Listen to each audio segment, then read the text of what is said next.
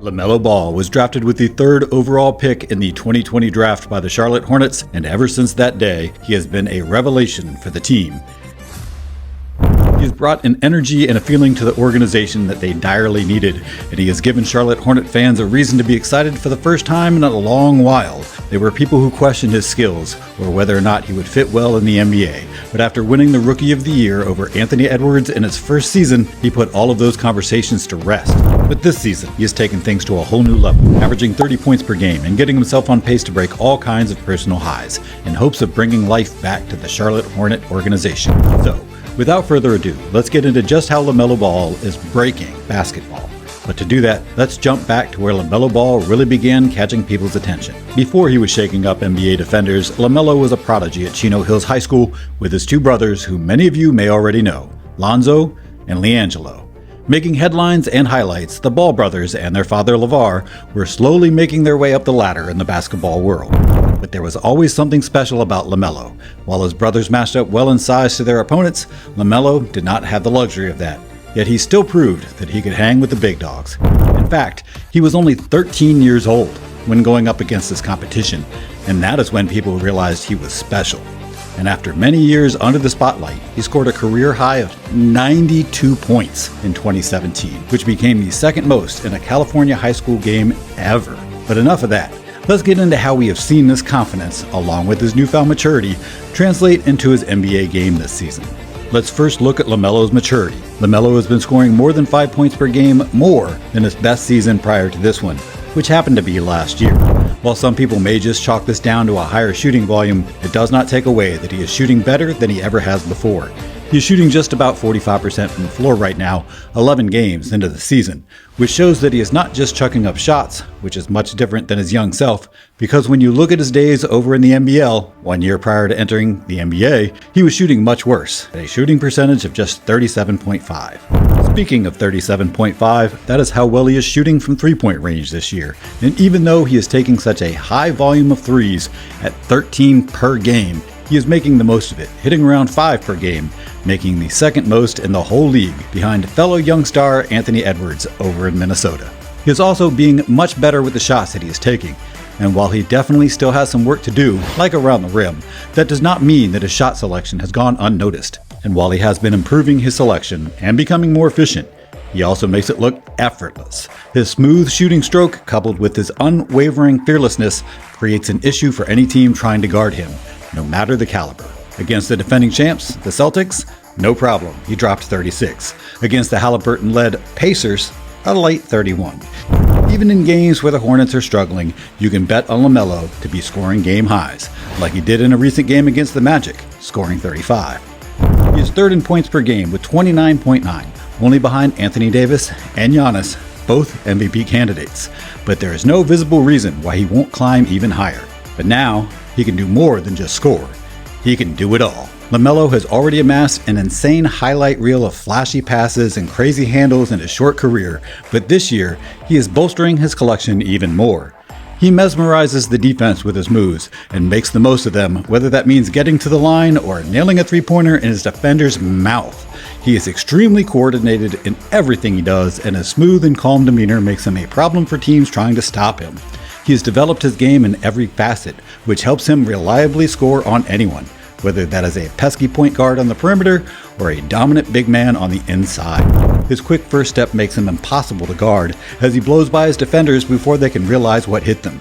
And well, on the defensive side of the floor, he is making an impact as well. He has always been able to pickpocket his opponent or intercept a pass, but once he turns those steals into transition, he gets dangerous. He finds a way to score, whether that means pulling it from long range, showing off the ice in his veins, or making his way to the rim and finishing strong. But now, let's move on to his playmaking ability and go over why it is so essential to his game, especially his scoring. When guarding LaMelo, there is the threat that he will dump the ball off to his teammates, and because of that, teams can't be sure which way they should guard him.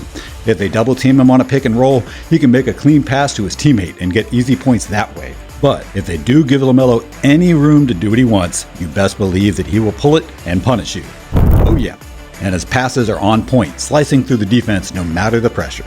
He has been known as a prolific passer over the last couple of years, averaging over 8 assists per game in each of the last 2 seasons, but even though he has only averaged 6.3 per game this year, it has still been a small sample size, and stats don't tell us everything, after all. There is one more thing that helps LaMelo become more versatile and a better all-around player, and it is honestly sort of obvious: his height. At 6 feet 7 inches tall, LaMelo is much taller than your typical point guard like a Chris Paul or a Steph Curry, and he uses that size to his advantage, grabbing boards and making himself useful in more ways than not. LaMelo fears no one, and this year we are seeing flashbacks to his young Chino Hills days, where he was shooting shots that should never go in, but they do. He makes it look easy, and he has fun while doing so. Fading away? No problem. Defender in his face? No problem. He is unfazed, and he believes that any shot that he puts up will go in, and that is why he is on pace for such an insane season, better than any of the years prior. But he has always been this way. After winning the Rookie of the Year award, LaMelo was asked what he brings to Charlotte, and his answer was telling of his personality when he said, "The whole game, for real. Just the way I carry myself. How I play. Pretty much everything." And if you've been paying any attention for the past couple of minutes, he really has brought pretty much everything to the table at Charlotte, filling any gaps that they may have. And finally, how can you talk about the level of play and confidence we have been witnessing and not talk about the clutch gene that is clearly there? He is the guy for the Hornets when they need someone to seal the deal or get them back in a game, and he has shown how he embraces that role. A couple games ago against the Philadelphia 76ers, the Hornets were down 3 and needed a lucky shot to fall in. And once LaMelo had even a sliver of separation off of an inbound pass, he pulled it, fading away, out of bounds, and almost behind the backboard. No one really thought that the shot would go in. But the clutch gene that Melo has in him turned on as he ended up draining it and leading the Hornets to an overtime period, even though they would end up losing in devastating fashion in the extra period. Now on the other side of the spectrum, in another recent game, the Hornets were up and needed a bucket to keep the hungry Pistons from getting themselves too close. And so, who else would have the ball at half court other than Melo, who, instead of pulling it, decided he would go in and drive to the bucket, putting up a floater that looked off balance, but sank to the bottom of the net. But that does not tell it all, because not that long before this moment, the Hornets were the ones on the bottom. Down 2 with less than a minute left, and LaMelo Ball had the ball at the top of the key, and after coming off of a screen from Grant Williams, he hit a mean snatch back and stepped back into a fluid, composed three-pointer to give his team the lead, which was crucial to their win that night. And his clutch numbers throughout the season so far, meaning in the last 5 minutes of the game with the score within 5, are exactly what you would expect. In 24 clutch time minutes, Melo has scored 28 points off of 9 for 16 shooting from the field, including 4 for 10 from three-point land. But the most impressive clutch stat for him thus far is that he has yet to turn the ball over in the clutch, which only makes him even more of a reliable star to give the ball to. LaMelo has simply upped the stakes this season.